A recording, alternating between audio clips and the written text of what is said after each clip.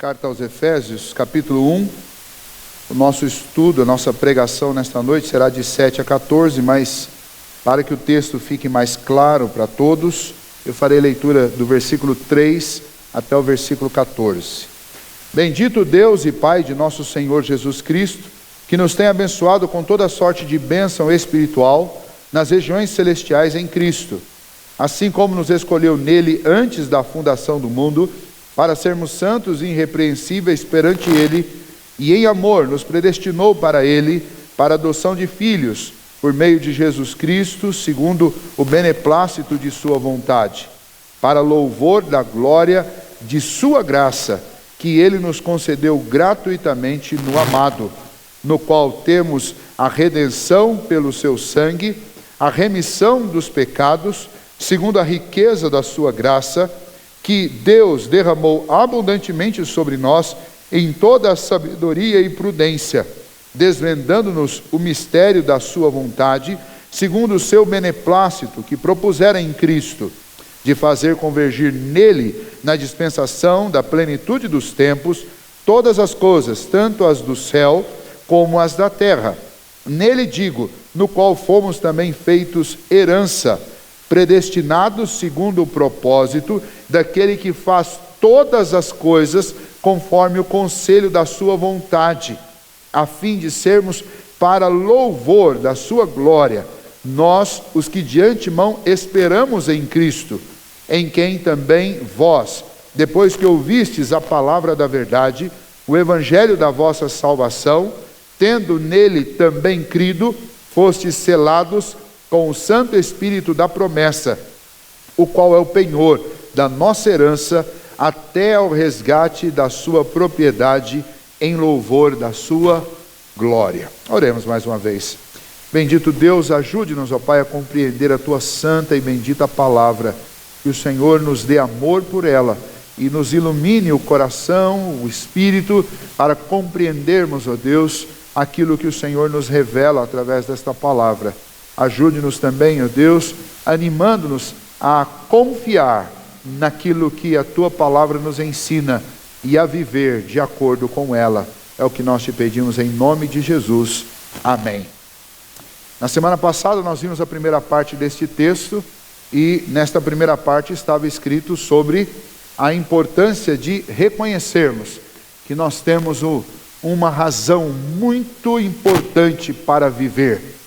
Nós somos chamados pelo Senhor Jesus e abençoados por Deus com toda sorte de bênção espiritual em Cristo Jesus, nas regiões celestes. Quando você perder todos os motivos pelos quais viver nesta terra, você tem o maior de todos intacto para sempre. O motivo é que Deus te abençoou de forma completa. Não com as coisas materiais que às vezes nós desejamos, mas com bênçãos espirituais, bênçãos nos lugares eternos, que jamais passarão e que jamais poderão ser perdidas. O nosso nome foi abençoado no céu. O que significa? Significa que Deus falou bem de nós no céu. O nosso nome foi limpo na glória. E lá na glória há uma mansão sendo preparada para cada um de nós, que nos aguarda. E isso é certo, isso é verdadeiro, porque é obra do Senhor. Portanto, nós temos mais do que uma simples razão para viver. Nós temos todos os motivos para viver, para amar viver e para usar todos os nossos dias para a glória de Deus. A partir do versículo 7, há uma outra instrução muito importante dada a nós através do que o apóstolo Paulo escreveu aos Efésios. Recordando, o apóstolo Paulo escreve a uma igreja importante, uma igreja grande, forte, uma igreja que travava uma batalha muito intensa contra as mentiras ensinadas num grande centro, numa grande metrópole, cheia de muita cultura e cheia de muita religiosidade. E nesse ambiente de muita religiosidade, existia muitos cultos pagãos. E nestes cultos eram ensinadas mentiras, adoração a falsos ídolos, a falsos deuses. E o apóstolo Paulo escreve a carta aos Efésios, a igreja aos Efésios, falando sobre Deus. Deus é o assunto principal desta carta. O apóstolo Paulo ensina aquilo que é importante saber sobre Deus de forma teórica nos primeiros 4 capítulos, e depois nos 2 últimos ele transforma tudo isso em algo muito prático. No início do capítulo, depois de saudá-los no versículo 1 e 2, ele começa falando sobre a obra da redenção realizada pelo Pai, pelo Filho e pelo Espírito Santo, mostrando que esta bênção é completa e que nós a recebemos. E o que significa receber esta bênção? Significa ter razão para viver por meio de Cristo Jesus, mas significa também aquilo que é tema para nós nesta noite. Significa que o Senhor tem um grande tesouro, e esse tesouro é você. Conta uma história que por volta de 1844, mais precisamente na primavera de 1844, uma notável descoberta aconteceu lá na região da Palestina, precisamente ao pé do Monte Sinai. Um homem chamado Constantin von Tischendorf, ele esteve viajando pelo Oriente Médio e numa determinada noite ele chegou próximo ao Monte Sinai e se hospedou num mosteiro ortodoxo grego que existia naquele lugar. Durante a noite, que estava muito fria, ele estava se aquecendo perto de uma lareira junto com os monges que estavam ali, e ele observou vários recipientes com rolos dentro desses recipientes, em 1844. E ele pediu para ver um daqueles rolos e abriu. E quando ele abriu um daqueles rolos, e ele tinha a formação necessária para ler esses escritos antigos, ele percebeu que tratava-se de um texto bíblico. E logo passou a abrir todos os demais rolos e pergaminhos que existiam ali naqueles recipientes, e ele encontrou nada mais nada menos do que 129 páginas da Bíblia nos manuscritos mais antigos que existiam até o século XIX. Ele tentou levar esses pergaminhos com ele, mas os monges, desconfiados do valor daquilo, eles cederam apenas 43 desses pergaminhos para que Tischendorf levasse-os embora para os avaliar e para os estudar. Estes outros que ficaram lá foram vendidos depois de quase 100 anos, eles foram vendidos em 1933 para a Rússia. A Rússia comprou estes pergaminhos chamados de códigos sinaíticos, uma das fontes mais seguras que nós temos hoje, das coleções mais antigas da Bíblia. Esse código sinaítico foi comprado primeiro pelos russos e depois vendido pelos russos para a Grã-Bretanha, e até hoje é considerado o exemplar literário mais caro que já foi comercializado no mundo. O preço dele foi 100.000 libras, foi o que foi pago por estas páginas do Código Sinaítico, que ficou em posse dos russos e depois pela Grã-Bretanha. Até hoje está no livro dos recordes como a literatura mais cara já vendida no mundo. Um tesouro que estava largado dentro do monastério e foi encontrado por Tischendorf. Até hoje, as pessoas, e nós todos somos assim, quando ouvimos falar uma história sobre um tesouro escondido, o nosso coração e a nossa imaginação, ela se desperta e viaja. Logo quando nós ouvimos essa palavra, um tesouro escondido, a gente já imagina um baú cheio de ouro. Volta e meia, a gente assiste na televisão alguns programas sobre estes mergulhadores que procuram navios naufragados, inclusive aqui na costa brasileira, onde supostamente existem grandes baús de ouro. Há alguns anos atrás nós tiramos férias ali na Ilha Bela, lá na terra do Coronel Fernando e da Bia, e sempre que você chega na praia, alguém falando sobre uma grande embarcação que naufragou ali perto da ilha e que estava cheia de ouro, e volta e meia existem expedições ali, caras, de gente procurando esta embarcação e procurando este ouro. Tesouro é algo que nos chama a atenção. A questão deste texto para nós é que esse texto não tem um mapa para um tesouro, mas esse texto mostra claramente para nós, e é isso que o apóstolo Paulo está fazendo, que você não precisa mais procurar nenhum tesouro em lugar algum, porque você já o encontrou. Este tesouro é você. Deus te transformou em alguém valiosíssimo, porque o preço que foi pago por você é a demonstração de qual o tamanho do seu valor para Deus. E quando o apóstolo Paulo está se dirigindo àquela igreja que estava situada na cidade de Éfeso, ele estava, entre outras coisas, mostrando que nenhum Deus valorizou tanto o seu povo como o único e verdadeiro Deus que aquela igreja servia e adorava. Porque este foi o único Deus que se tem conhecimento na história, que verdadeiramente se entregou, deu o seu próprio filho para comprar a vida dos seus filhos adotivos, dos pecadores, daqueles que participavam daquela igreja, daqueles que podiam ouvir o evangelho. E então o apóstolo Paulo está mostrando essa obra da redenção e mostrando como é que Deus pegou pessoas sem valor como nós, pegou gente destruída pelo pecado e transformou-os em verdadeiros tesouros, tesouros do Senhor. E nós vamos ver isso nesse texto, especialmente nesses últimos versículos aqui, 7 a 14.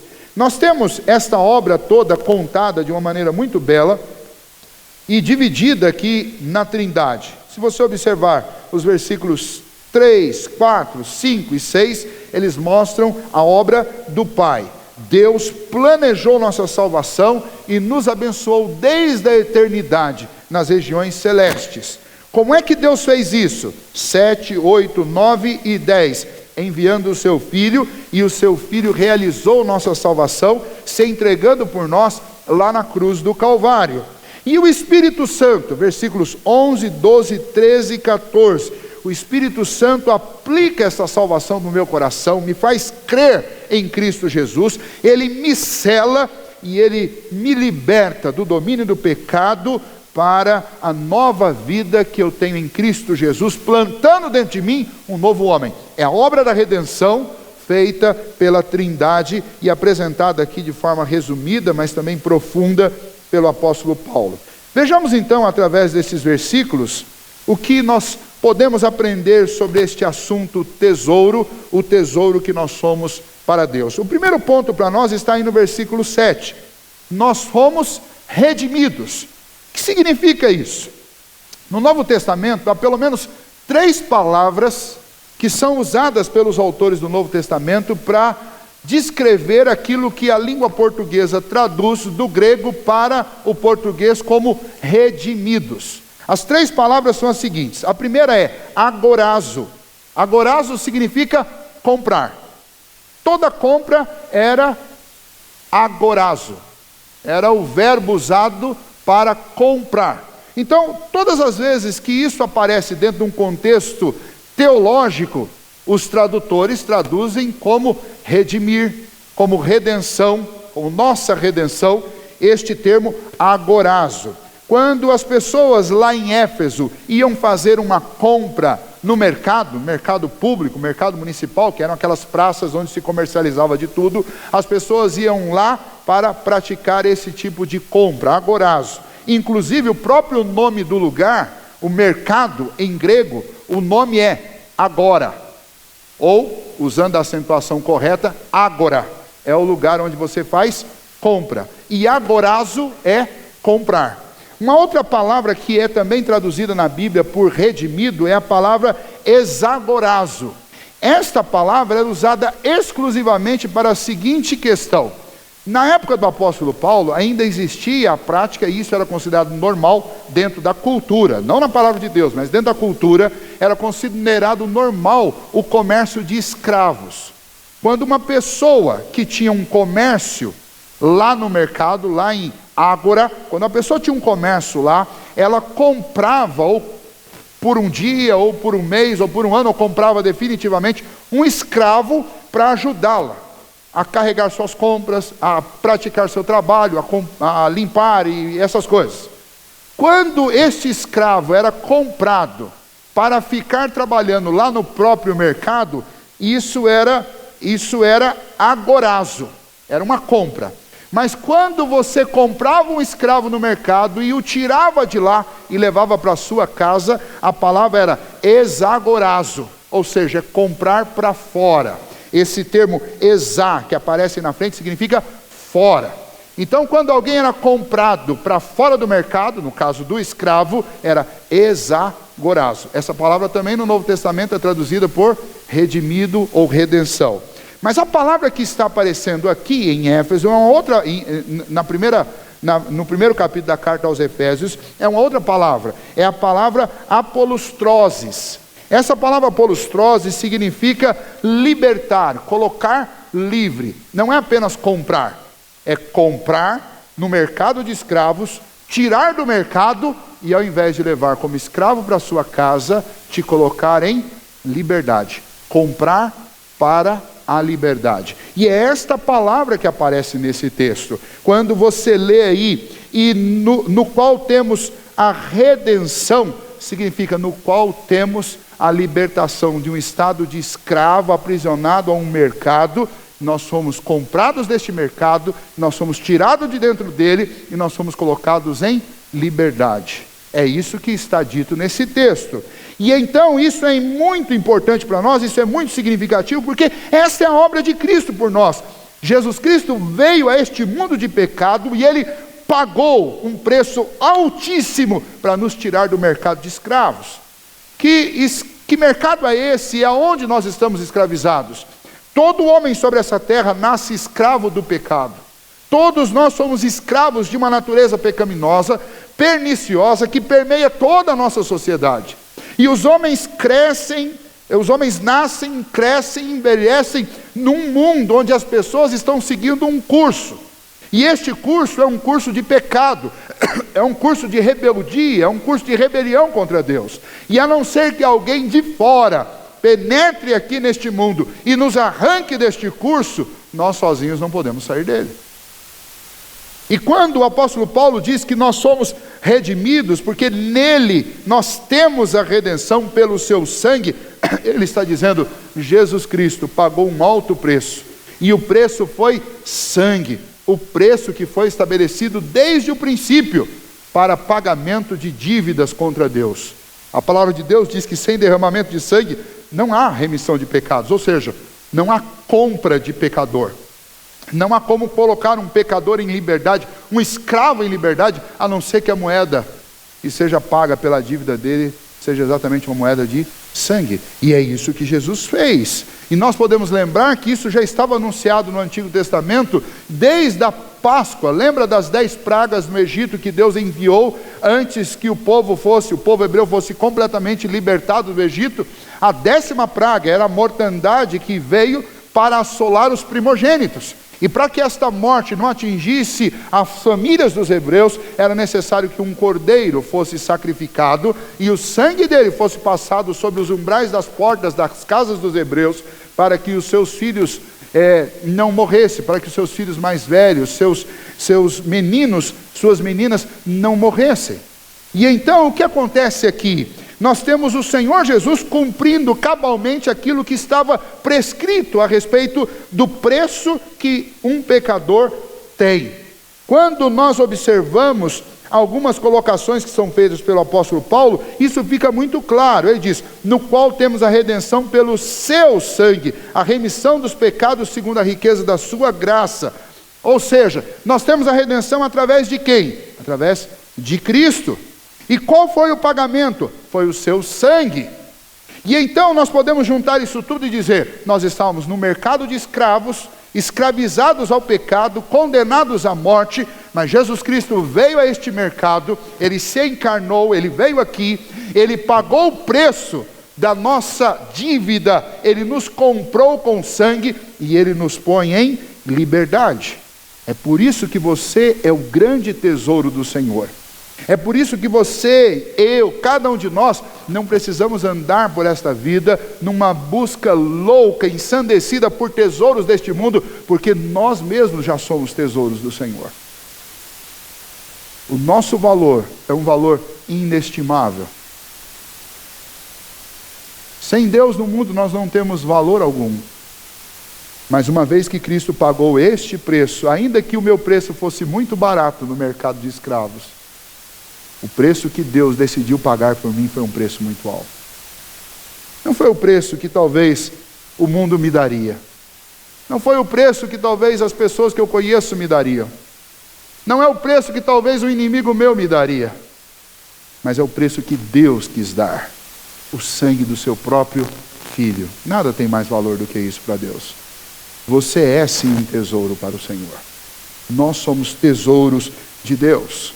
Nós somos comprados. Esse é o primeiro ponto. Redimidos. Depois nós vamos, ainda no versículo 7, observar que nós somos perdoados. Pela redenção, pelo seu sangue, temos a remissão dos pecados, temos o perdão dos pecados. Os nossos pecados não foram cancelados, eles não foram anulados, eles não foram simplesmente esquecidos, eles foram perdoados. É uma ação de Deus em considerar-nos não inocentes, mas em considerar-nos justificados diante dele por aquilo que o seu Filho fez. O nosso perdão teve um preço.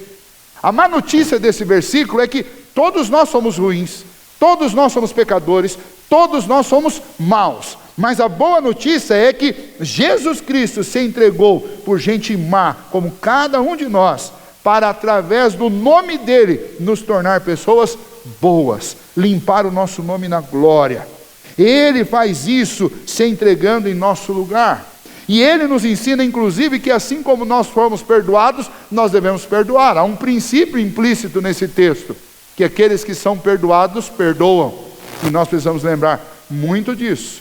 Nós somos tesouros de Deus, porque Deus pagou um preço pelo nosso perdão, para que nós recebêssemos este perdão. E nós devemos aprender a abrir mão do nosso direito. Nós somos uma sociedade, talvez, parafraseando aí alguém conhecido, nunca antes na história nós tivemos uma sociedade tão amante dos direitos como nós temos hoje. É todo mundo alegando, eu tenho direito disso, você não pode fazer isso comigo. Todo mundo, a palavra processar está na boca do povo. Qualquer coisa, olha, cuidado, senão eu vou meter um processo em você. Eu vou fazer uma reclamação. Ninguém pode. O professor tem que tomar cuidado como ele repreende o aluno. O pai tem que tomar cuidado como repreende os filhos, porque é a sociedade dos direitos. Eu disse para vocês, semana passada, no Canadá, foi sancionada uma lei que os pais não podem interferir na orientação sexual dos seus filhos. Se o pai quiser dizer para um filho que é homem, que está se sentindo mulher, se o pai disser para ele que é errado, e ele for lutar pelos seus direitos, o pai perde a guarda do filho. É a sociedade dos direitos. Agora até as crianças têm todos os direitos, e não tenha dúvida que elas vão usar. Aqui no Brasil, volta e meia, a gente ouve falar alguma história de filho que denuncia o pai porque disciplinou. Eu sei que existem excessos, nós não temos dúvida, mas você não pode criar lei em cima dos excessos, nem das exceções. As leis não são criadas assim, mas nós estamos num país em que as leis estão sendo criadas em cima dos excessos, em cima das exceções. Para resguardar alguns casos, nós estamos dando poderes para quem não tem competência para ter. Por exemplo, criança não tem competência para ter poder de processar pai. Pai precisa continuar tendo o poder do não. Se a sociedade tirar o poder do não dos pais, quem é que vai dizer não para as pessoas? Ninguém mais. Mas o Senhor, Ele foi tão misericordioso conosco, que Ele nos perdoou e o próprio Deus nos deu a lição. Ele abriu mão do seu direito de nos punir. Jesus Cristo abriu mão do seu direito de não receber punição por ser justo. E Ele foi lá e recebeu a punição que era minha, para que o seu Pai não fosse injusto ao salvar alguém como eu e você, pecadores. Então o Pai cumpre a sua justiça, mas não cumpre sobre nós. Ele cumpre sobre o seu Filho. O seu Filho paga sem precisar, porque ele não tinha dívida, mas ele paga, abriu mão do seu direito. E o que nós aprendemos com Jesus é abrir mão do nosso direito também. Quem somos nós para ficarmos alimentando no coração raiva e direito contra as pessoas? Não, fulano vai ter que vir aqui. Beltrano, eu não vou perdoar porque o que fulano fez é imperdoável. Olha, se você acredita que existe alguma coisa imperdoável, então comece a se preparar para o inferno. Porque quem não é capaz de perdoar é porque ainda não foi perdoado. E nesse caso, só existe um lugar onde você passará a sua eternidade, e é no inferno. E qualquer dia desses eu vou falar alguma coisa sobre o inferno. Quem sabe gerar um pouquinho de temor no nosso coração. Pessoas perdoadas, perdoam.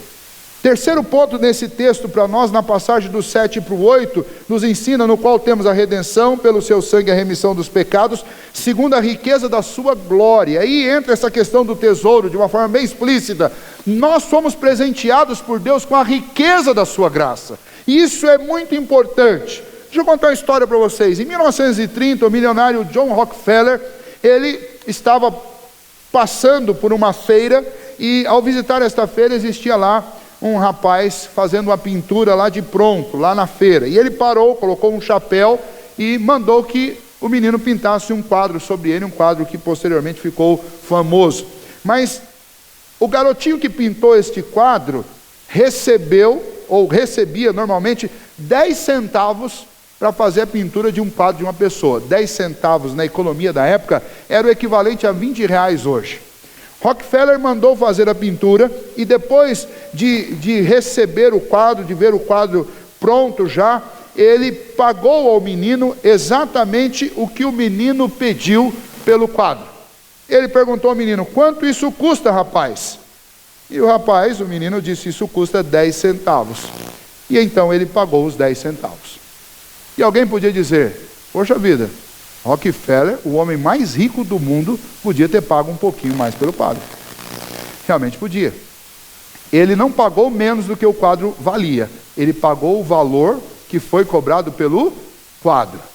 Agora, se ele fosse seguir o exemplo de precisava beber apenas leite de cabra, provavelmente ele tinha algum tipo de alergia. Ele era um médico e ele foi visitar uma tribo uma vez, e o líder tribal colocou os olhos na cabra que ele tinha, que era a cabra que fornecia leite para ele, e em todas as expedições onde ele ia, ele e os seus ajudantes levavam aquela cabra, porque ele precisava do leite dela. Mas o líder da tribo olhou para aquilo e ficou com os olhos na cabra, e ele sentiu o desejo de dar a cabra para o líder da tribo. Então ele pegou a cabra, mandou entregar para o líder da tribo. Depois que o líder da tribo pegou a cabra, daí um pouquinho ele voltou e trouxe uma bengala e deu na mão do Dr. Livingstone. O Dr. Livingstone ficou um pouquinho decepcionado com aquela bengala e depois disse para os seus companheiros: olha, eu dei a cabra para ele porque eu vi que ele gostou, que ele admirou a saúde dela, a beleza e sei lá mais o que.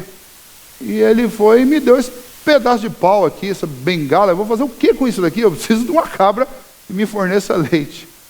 E daí alguém que conhecia bem da cultura, ele disse: o senhor não entendeu nada. O líder da tribo não te deu uma bengala, ele te deu um cetro. O senhor deu sua cabra para ele, e ele deu para o senhor tudo o que ele tem. O senhor pode escolher o que o senhor quiser, porque ele te deu o cetro do poder da tribo. O senhor agora manda, o senhor escolhe. Deus fez conosco isso. Deus não nos deu uma bengala para a gente se sustentar ao longo da nossa vida, como os filósofos dizem que a religião é apenas um sustentáculo para mentes fracas. E a religião é uma muleta para a gente fraca atravessar a vida. A religião não é isso. A religiosidade pode até ser isso, mas a fé em Cristo Jesus não é isso. O que Deus nos deu foi um cetro. Não foi um cetro para você dar ordens para Deus, mas foi um cetro para você saber que você é filho do Deus Todo-Poderoso. E aquilo que é de Deus também é seu. Aquilo que é do seu filho também é seu. Porque o Senhor disse que em Cristo Jesus nós somos herdeiros do Senhor, nós somos co-herdeiros com Cristo. Ou seja, tudo que é do filho também agora é nosso. Você é o grande tesouro de Deus. O Senhor nos deu uma herança, é um cetro. Nós temos que parar de andar por aí como se nós não valêssemos nada, mendigando coisas físicas e coisas desta vida e usando a religião como uma bengala. Não é esse o ponto. Nós somos comprados com o sangue de Cristo. fomos adotados na família de Deus, fomos redimidos com o sangue do Cordeiro e fomos enriquecidos com a riqueza da sua graça. Significa, Deus é tão generoso que Ele não deu apenas o perdão, mas junto com o perdão, Ele nos deu todas as regalias de um filho. Lembra da história do filho pródigo? A história do filho pródigo é assim. Aquele moço que saiu levando parte da herança, desperdiçou tudo, quando voltou sem nada, vivendo uma vida miserável, passando fome. Mas quando ele foi recebido na casa pelo seu pai, como o seu pai o recebeu? Dando apenas o que ele pediu, um cargo de empregado, para que ele pelo menos pudesse ter o que comer. Foi o que ele pediu para o pai. Mas não foi assim que o pai o recebeu. O pai o recebeu e mandou colocar novamente em suas mãos um anel, que era símbolo de filiação. O pai o recolheu, mandou dar roupas novas, mandou colocar sandálias nos pés dele, porque quem andava descalço era escravo, e aquele moço não era um escravo. E mandou matar um animal cevado, para celebrar com todos os seus amigos que o filho voltou para casa. É isso que Deus faz conosco. É isso que o Senhor fez com você. E a gente se diminui demais quando a gente passa a vida inteira correndo atrás de tesouros dessa vida, sem saber que o Senhor já nos enriqueceu com todos os tesouros que você pode sequer imaginar, que são aqueles que o Senhor tem reservado para nós na sua glória. É a suprema riqueza da sua graça derramada sobre a nossa vida. Mas esse texto também tem algo ainda mais a mostrar-nos a respeito do quanto o Senhor nos entesourou, o Senhor nos tornou ricos diante dele. O versículo 8, 9 e 10 nos dizem o seguinte: em toda a sabedoria e prudência, desvendando-nos o mistério da sua vontade, segundo o beneplácito que propuseram em Cristo, de fazer convergir nele, na dispensação da plenitude dos tempos, todas as coisas, tanto as do céu como as da terra. Nós fomos enriquecidos com sabedoria e conhecimento. Quantas pessoas viveram antes de Cristo sem imaginar como seria a redenção? Imagine todos aqueles pais, todos os sacerdotes, todos os profetas que viveram no Antigo Testamento. Todos eles receberam revelações, todos eles receberam sinais, todos eles receberam comunicações de Deus, mas eles não sabiam na prática como seria isso. Eles sabiam que viria um Redentor e que este Redentor salvaria Israel, mas eles não sabiam como isso ia ser. Mas o Senhor nos enriqueceu de tal maneira que Ele nos deu a bênção de conhecermos essa história, nos deu a bênção de sabermos sobre o mistério da sua vontade, revelando-nos o seu Filho, revelando-nos as ações do seu Filho, o seu Filho falando a respeito do Pai, mostrando a sua vontade. Nós somos herdeiros disso tudo. Quando você abre a sua Bíblia, quando você vai na igreja e você lê sobre essas coisas e ouve sobre essas coisas, você pode se sentir alguém privilegiado, alguém que tem um grande tesouro, porque muitas pessoas almejaram saber isso e não souberam. Milhões e milhões, bilhões morreram sem ouvir uma única palavra sobre esse assunto. E hoje, 7 bilhões de habitantes no mundo, ainda existe mais de 1 bilhão que nunca ouviu o que vocês estão ouvindo nesta noite. Você é ou não é alguém muito rico? Você é alguém muito valioso para Deus, porque Deus te fez nascer num lugar, Deus gerou circunstâncias e acontecimentos na sua vida, que nesse lugar onde o Evangelho é difundido, trouxeram você para ouvir o Evangelho, trouxeram você aos pés de Cristo. Vocês jovens que nasceram em lares cristãos, e eu sou um desses, jovens que nascem em lar cristão, crescem com uma fantasia a respeito da vida do lado de fora. Vez por outra passa pela cabeça deles, como será aquilo lá fora? Não se iludam com isso, porque o que vocês têm é algo de valor incomparável com aquilo que as pessoas experimentam nas trevas. Muitos filhos de crentes se perdem na adolescência e na juventude por curiosidade, por achar que o que tem é pouco, por não reconhecer o valor do que Deus te deu. Deus te deu o privilégio de não nascer em meio à iniquidade. Nasce como um pecador, como todos nós nascemos em pecado, mas nasce num lar redimido. Isso significa que você desde cedo vai ouvir o que é necessário para a salvação. Enquanto muitos outros jovens nascem em casas em que eles não só não terão um testemunho prático, mas também não ouvirão nada sobre Cristo, talvez durante 18, 20, 30 anos, se ouvirem. Então, agradeça a Deus pelo privilégio que Ele te deu. Nós lemos no início e também no meio do culto salmos que falam a respeito da grandiosidade deste privilégio que nós temos de conhecer os preceitos do Senhor, que foram revelados a Israel desde o começo, que são revelados à igreja do Senhor. Isto é enriquecimento de Deus para mim e para a sua vida.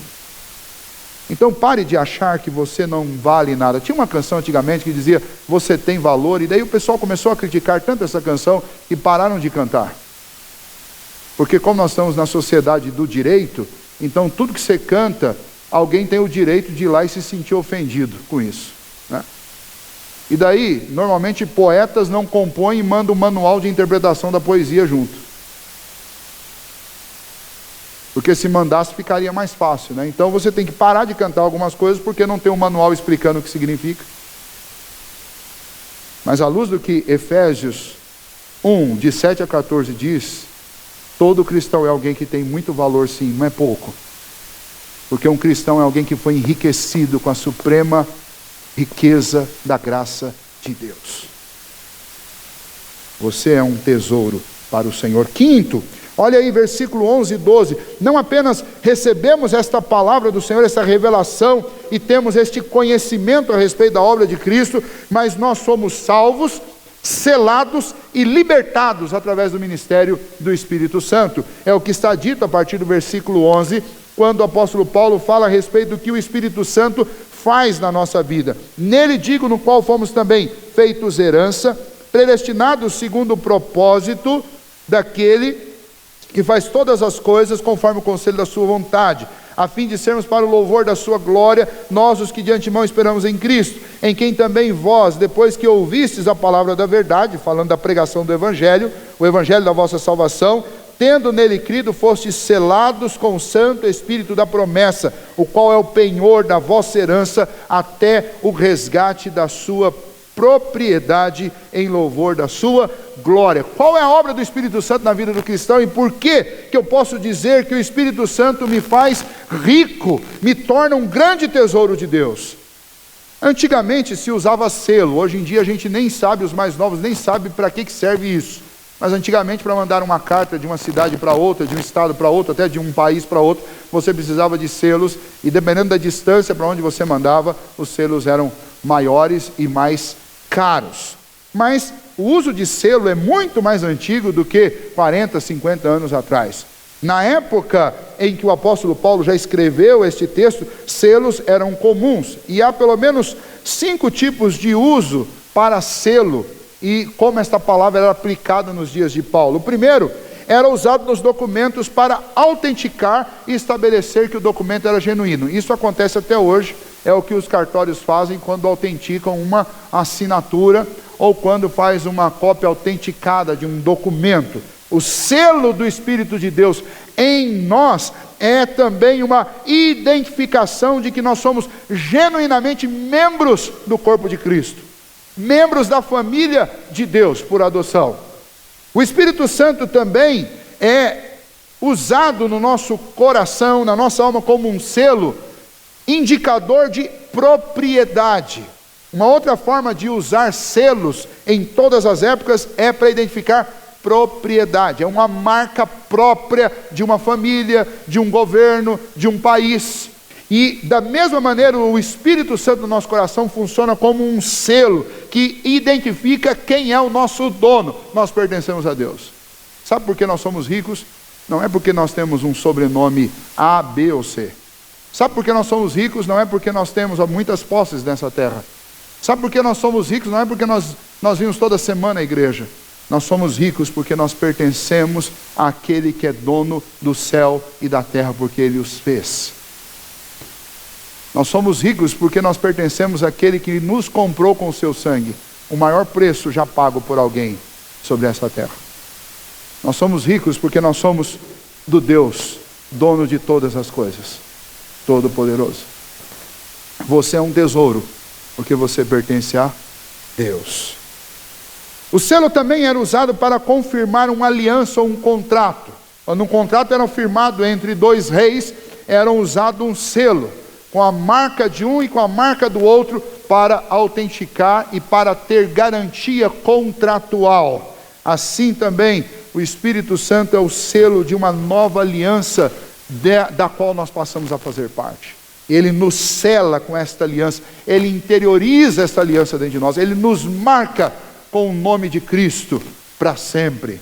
Além disso, selos também eram usados e são usados até hoje como a marca de garantia.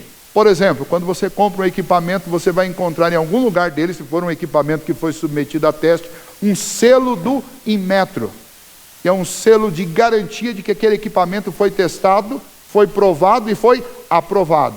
Selo de garantia. O Espírito Santo dentro de nós também, ele funciona como um penhor, como um selo de garantia.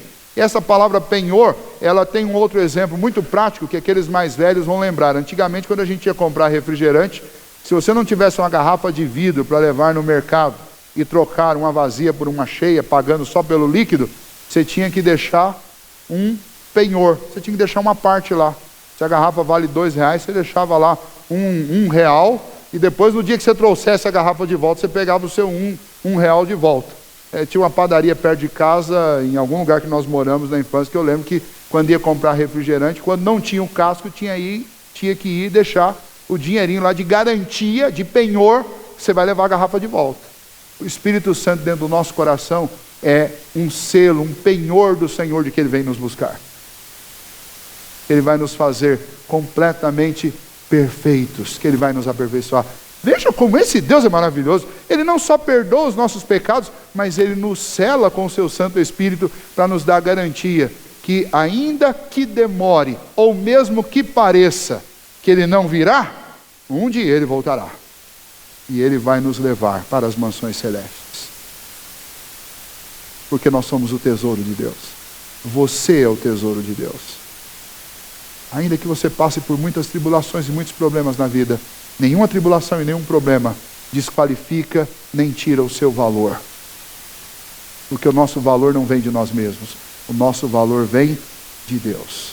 E nesse sentido que todos nós somos ricos e todos nós somos valorosos, somos o tesouro de Deus, porque Ele nos valorizou com a riqueza da sua graça. O último uso do selo é que o selo também é usado para preservar e proteger alguma coisa. O selo, por exemplo, de um governador sobre uma tumba, como aconteceu na tumba do Senhor Jesus, o governador mandou colocar um selo, para que ninguém quebrasse aquele selo, para que ele soubesse que ninguém violou o túmulo do Senhor Jesus. O selo também é usado como algo para preservar, como algo para garantir, para proteger alguma coisa. Isso acontece na sua casa, existem selos lá. Por exemplo, lá no seu padrão de energia, lá na caixa elétrica tem um lacre, um selo, que garante que aquela caixa não vai ser violada. Lá também na entrada de água tem um selo da Sabesp lá, um lacre para garantir que você não mexa lá. Selos servem para garantir e para proteger. E o Espírito Santo de Deus, colocado dentro de nós, ele serve para nos proteger, para que ninguém viole a propriedade exclusiva do Senhor, que é você. Esta é a obra do Senhor em nossas vidas. É assim que nós somos tesouros de Deus. E é isso que o apóstolo Paulo está ensinando para aquela igreja. E é isso que o apóstolo Paulo está ensinando para nós. Nós pertencemos a Deus, porque Deus pagou um preço altíssimo pela nossa vida. Nós somos hipervalorizados pelo Senhor, pelo que Ele fez por nós. Então, nunca diga, eu quero de forma bem prática dar alguns conselhos, nunca diga sobre você ou sobre qualquer outra pessoa, seja o seu filho, o seu marido, seja alguém que você conhece, um amigo seu, um colega da igreja, nunca diga que uma pessoa não tem valor. Nunca diga algo assim, eu não presto, eu não sirvo para nada.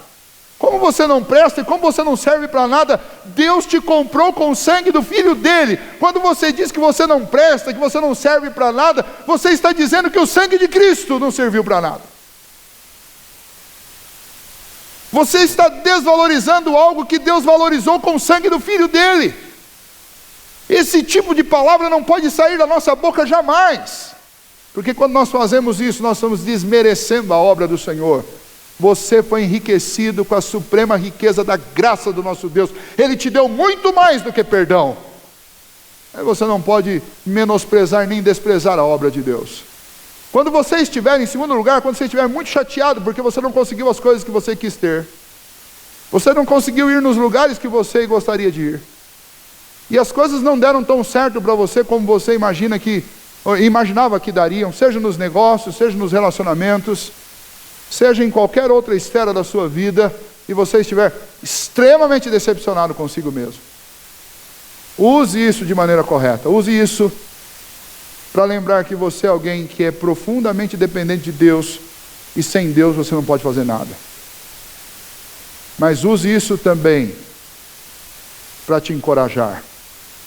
Reconheça que apesar de buscando em você mesmo você não encontrar nada de bom, mas quando você olha para Deus e pelo que Ele fez por você, você não só crê no Senhor, mas crê que o Senhor pode também te ajudar.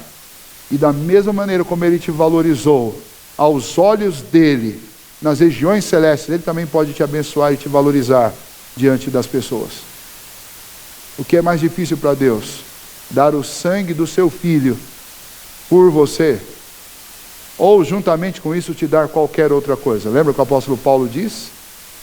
Aquele que não poupou o seu único Filho, porventura não nos dará graciosamente aquilo que nós pedimos? Qualquer outra coisa, é o que o apóstolo Paulo diz. Você tem valor, sim, um valor que emana do trono de Deus sobre a sua vida. Por último, quando você se sentir sozinho, perdido dentro de uma circunstância, achando que você não tem saída, lembre que Deus colocou o Espírito dele dentro de você, te selando para que Ele jamais te perdesse, para que você, ainda que um dia ficasse perdido, este Espírito Santo te faz lembrar quem você é, a quem você pertence, quem é o dono da sua vida, quem é a sua garantia e o lugar para onde você vai. E é isso que o Espírito Santo faz. Se está difícil de saber, se está difícil de lembrar, se está difícil de encontrar, ore ao Senhor e peça a Ele que o Espírito dele te faça lembrar quem você é, para onde você vai e a quem você pertence, que você é do Senhor. Cristãos sempre foram conhecidos ao longo da história como gente entusiasmada, e não tem como não ser entusiasmado, sabendo do valor que o Senhor pagou por nós. Não tem como não ser entusiasmado tendo o Espírito de Deus morando dentro do coração. Não tem como não ser entusiasmado sabendo da nossa herança graciosa em Cristo Jesus. Se está faltando entusiasmo na sua vida, meu irmão, eu te peço que leia e releia esse texto muitas vezes, porque o apóstolo Paulo escreveu, inspirado pelo Senhor, para nos fazer saber que vale a pena viver, sim. Nós temos razão para viver. Nós somos abençoados de forma plena. Quando você estiver cansado, sobrecarregado e decepcionado, leia esse texto, porque nesse texto o apóstolo Paulo nos ensina que nós somos o tesouro de Deus. Quando você estiver se sentindo sem valor algum, lembre que de você mesmo, nenhum de nós tem de nós mesmos. Mas de Deus, você tem a suprema riqueza da sua graça. Não existe nada mais valioso que isso. Vamos ficar em pé e nós vamos agradecer a Deus por esta bênção.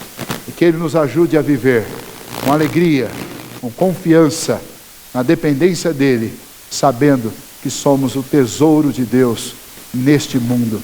E que um dia Ele há de nos reunir na presença dEle como família, para desfrutarmos de tudo aquilo que como filhos do Senhor nós recebemos graciosamente com direito não conquistado, direito ganhado pela graça, para desfrutarmos de tudo que é de Deus por toda a eternidade.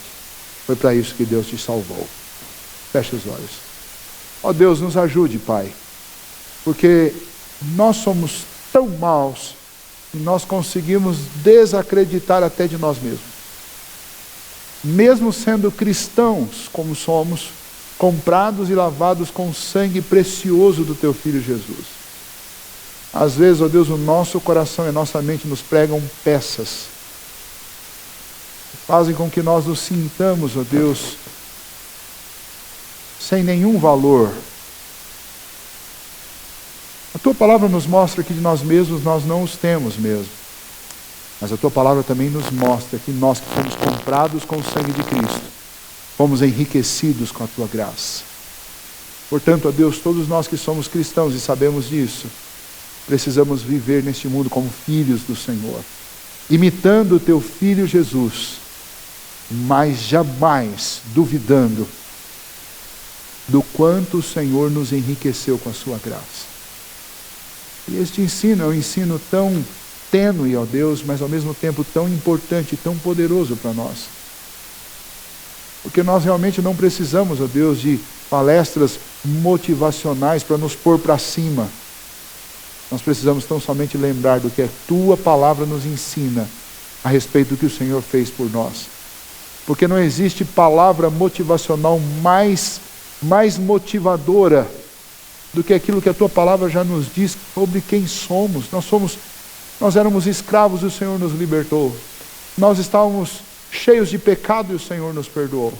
Nós éramos errantes e o Senhor nos trouxe para dentro da Sua família e nos adotou.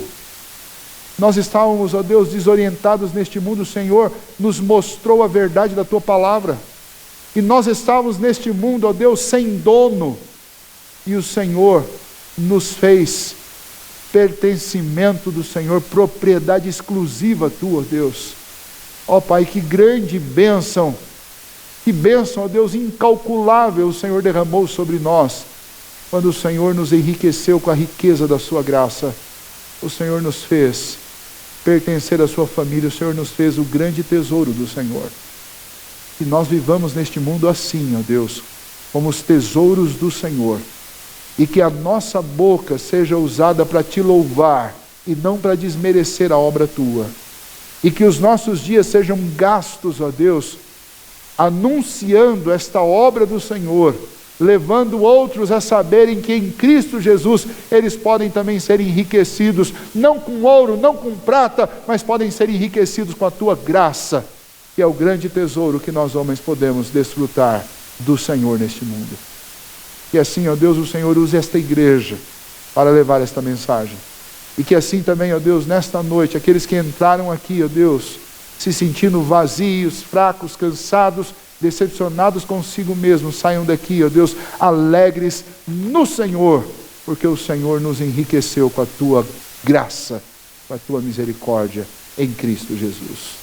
E que assim nós vivamos, ó Deus, contentes, felizes no Senhor, mesmo que em escassez, mas contentes e felizes, porque o Senhor nos salvou e nos fez o Teu tesouro, tesouro de propriedade exclusiva do Senhor. Somos possessão do Senhor. Obrigado, Senhor, por isso. Conduz-nos, ó Deus, nessa semana, nós Te pedimos, dirigidos por Tua mão poderosa, amparados e guardados, ó Deus, pela Tua mão poderosa, seguros e protegidos no Teu amor e na Tua graça. Assim oramos, ó Deus, em nome de Jesus. Que a graça do nosso Senhor e Salvador